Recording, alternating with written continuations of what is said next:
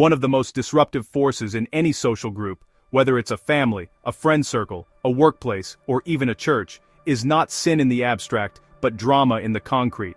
By drama, I mean that recurring tangle of misunderstandings, rivalries, passive resentment, indirect communication, and emotional heat that so easily builds between people who were meant to walk in peace. And it's not just a problem for young people or the overly sensitive. Relational tension is an ancient problem, found even in the first families of Scripture. The Bible doesn't ignore drama. It exposes it. It gives us patterns, stories, and divine insights to help us understand not only where the drama comes from, but what God might be trying to teach us through it. Consider the early life of Joseph, son of Jacob, in Genesis chapter 37. Joseph was the 11th of 12 brothers, born to Jacob in his old age, and the firstborn of his beloved wife Rachel. Because of this, Jacob favored Joseph. He gave him special treatment, even presenting him with a richly ornamented robe, a visible symbol of favoritism. Joseph also had vivid dreams in which he saw his brothers bowing before him, and he didn't hesitate to tell them what he had seen. The family lived and worked closely together. They were herdsmen, tending flocks as a team. That meant spending long hours in the fields, sharing labor, living quarters, and constant proximity. Joseph, perhaps seeking favor or simply speaking honestly, brought negative reports about his brothers to their father. Over time, this combination of physical closeness, shared work, and emotional tension became toxic. The brothers grew to resent Joseph, not just because of what he said or did, but because of what he represented. Their father's love for him was a wound. His dreams to them sounded like arrogance, and the more time they spent around him, the more those feelings hardened into bitterness. Eventually, they conspired to strip him of his robe, throw him into a pit, and sell him into slavery. Now, if we look at this story through the lens of coexistence, we see three factors at play: social proximity, shared activity, and emotional familiarity. These brothers lived together, worked together, and knew each other deeply. Each of these factors intensified the others. Being close physically made it harder to escape emotional pressure. Working together made individual differences more disruptive. Knowing each other's flaws made forgiveness harder to offer. In the wrong spiritual climate, what should have built unity instead created resentment. This is the logic of drama by coexistence. Each relational tie becomes a point of friction when love is not present. But coexistence does more than create friction, it amplifies whatever is already there. When the atmosphere is generous and grace-led, coexistence deepens trust. But when the atmosphere is competitive or insecure, coexistence magnifies comparison. And when the atmosphere is wounded, coexistence accelerates hostility.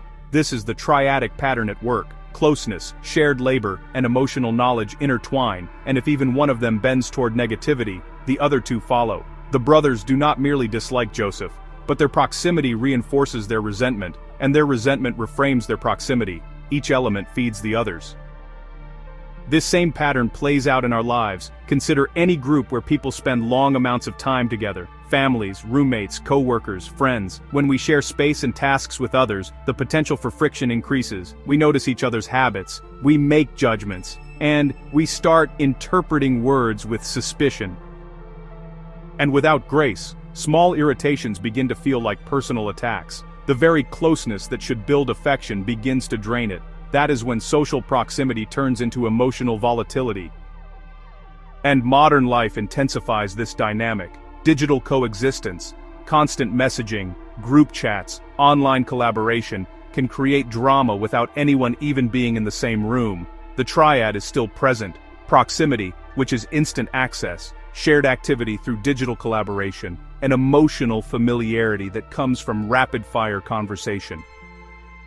Even online, closeness can mutate into conflict when people carry unexamined insecurity or unresolved disappointment. So, what does this story teach us? First, it reminds us that closeness is not the same as intimacy. You can be near someone every single day and still grow distant in spirit. Second, it shows us the danger of unexamined emotion. The brothers never dealt with their jealousy, they just let it sit, then feed on every interaction. Third, it points us to the redemptive possibility of honesty and restraint. Joseph may not have intended harm, but wisdom would have called him to discern the emotional state of his brothers before speaking so freely.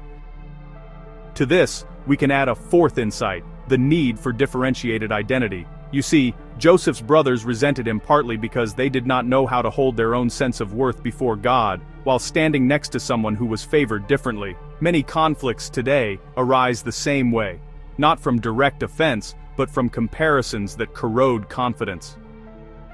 Healthy coexistence requires each person to rest in a secure identity, so they are not threatened by someone else's blessings, gifts, or opportunities.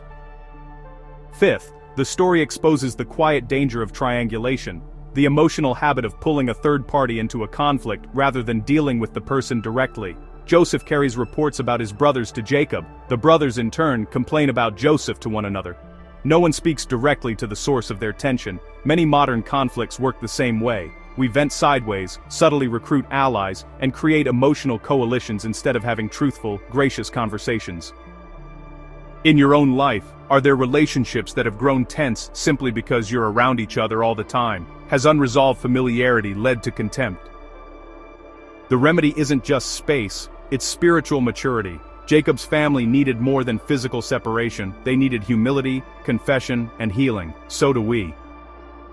Drama is common, but it is not inevitable. When we live in close proximity, we must also pursue graceful boundaries, honest communication, and spiritual charity. We really do need to learn to diagnose our emotions before they harden, to honor others' differences without insecurity, and to practice restraint in speech when our hearts feel volatile. Only then can shared space become a blessing, not a battleground. And perhaps the deepest encouragement is this: the God who redeemed Joseph's story can redeem ours. Even when coexistence fractures into conflict, God can transform it into a story of reconciliation, wisdom, and growth. The triad that once created division can, by grace, become the triad that produces maturity, proximity that fosters empathy, shared activity that builds trust, and emotional familiarity that deepens love. May we learn to turn closeness into understanding, routine into cooperation, and familiarity into compassion, so that the people we live and work with become partners in peace, not participants in drama.